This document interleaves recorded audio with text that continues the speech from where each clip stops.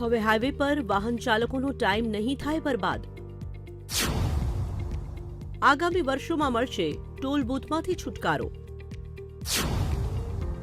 ભવિષ્યમાં આવી શકે છે ઈ ટોલ સિસ્ટમ.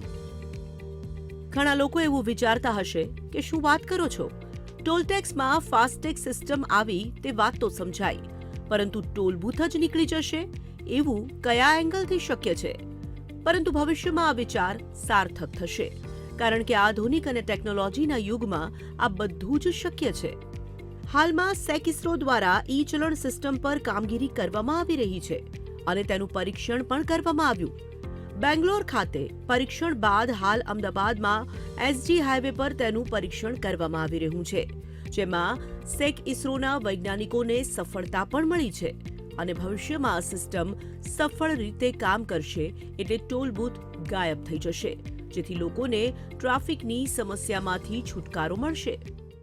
ખ્યાલ હશે કે આપણે ટોલ ટેક્સ જે ભરીએ છીએ વાહનો આપણે હાઈવે પર કે એક્સપ્રેસ વે પર જતા હોય છે ત્યારે ત્યાં ઘણો સમય એમનો બરબાદ થતો હોય છે. એ મુખ્ય ફરિયાદ હોય છે. અને પછી ટોલ બૂથ પર પણ ઘણીવાર માથાકૂટ રકઝક થયા કરતી હોય છે. તો આ બધી મુસીબતોથી પ્રોબ્લેમથી દૂર કરવા માટે ગવર્મેન્ટની ઈચ્છા છે કે કોઈ એવી ઓટોમેટિક સિસ્ટમ આવી જાય કે જેથી લોકોને એક તો સમય ન વેડફાય અને સાથે સાથે બહુ સરળ પ્રક્રિયા રહે, ઇઝીલી, અને કોઈને કંઈ ફરિયાદ બી ના રહે.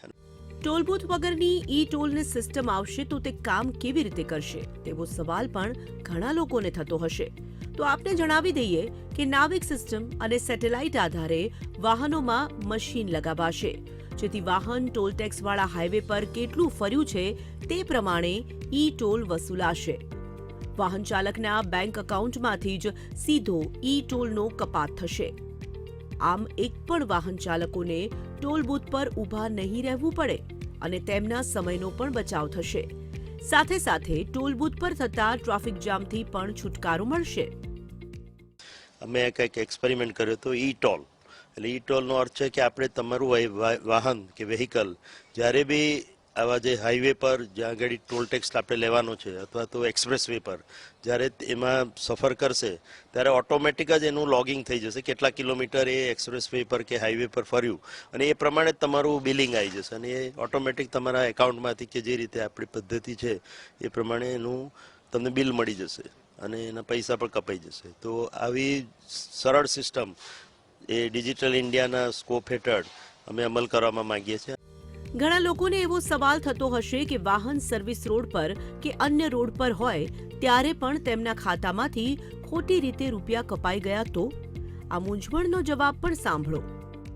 જે ડિસ્ટિંગ્વિશ જે મુખ્ય એમાં બાબત છે એ જોવાનું છે કે જ્યારે બી ગાડી હાઈવે પર ના ફરતી હોય તો એનું ખોટું બિલિંગ તમારું ના થવું જોઈએ. લોકોની ફરિયાદ જનરલી હોય કે હું તો ગયો જ નથી એના પર, તો જાણે કે હું સર્વિસ રોડ પર ફરી રહ્યો છું, તો એનું એમાં બાદ થઈ જવું જોઈએ. તો આપણે એમાં જે મુખ્ય બાબત છે આમાં ટેકનિકલી જોવાની કે જે ગાડી જ્યારે સર્વિસ રોડ પર ફરતી હોય અને હાઈવે પર ફરતી હોય તો એ બે વચ્ચેનું જે અંતર છે કે એ ક્યારેક ક્યાં ફરી રહી છે એ ડિસ્ટિંગ્વિશ કરવું પડે આપણે. તો એ આ નાવિક સિસ્ટમ દ્વારા આપણે કરી શકીએ. હાલ ટોલ બૂથ પર ફાસ્ટેગ મારફતે ટોલ લેવાય છે અને જો ફાસ્ટેગ ન હોય તો વધુ નાણાં આપવા પડે છે. ફાસ્ટેગ સિસ્ટમ રેડિયો ફ્રીક્વન્સી પર કામ કરે છે, જ્યારે નાવિક થકી ચાલતી ઈ ટોલ સિસ્ટમ સેટેલાઇટ દ્વારા કામ કરશે, જેથી લોકોનો સમય બચશે. સાથે સાથે વાહનોનું રિયલ ટાઈમ મોનિટરિંગ થશે. જોકે નવા વ્હીકલોમાં તો નેવિગેશન સિસ્ટમ ઇન્સ્ટોલ થઈને આવશે, પરંતુ જે વાહનોમાં નહીં હોય તેમના ચાલકોએ નેવિગેશન સિસ્ટમ લગાવવી પડશે અથવા મોબાઈલ દ્વારા તે ઓપરેટ કરી શકશે. જોકે હજુ આ સિસ્ટમનો સત્તાવાર રીતે ક્યારે અમલ થશે તે કહી શકાય નહીં, પરંતુ ભવિષ્યના 1-2 વર્ષોમાં આ ઈ ટેક્સ સિસ્ટમથી ટોલ બૂથ ચોક્કસપણે ગાયબ થશે. દર્શન રાવલ, વીટીવી ન્યૂઝ, અમદાવાદ.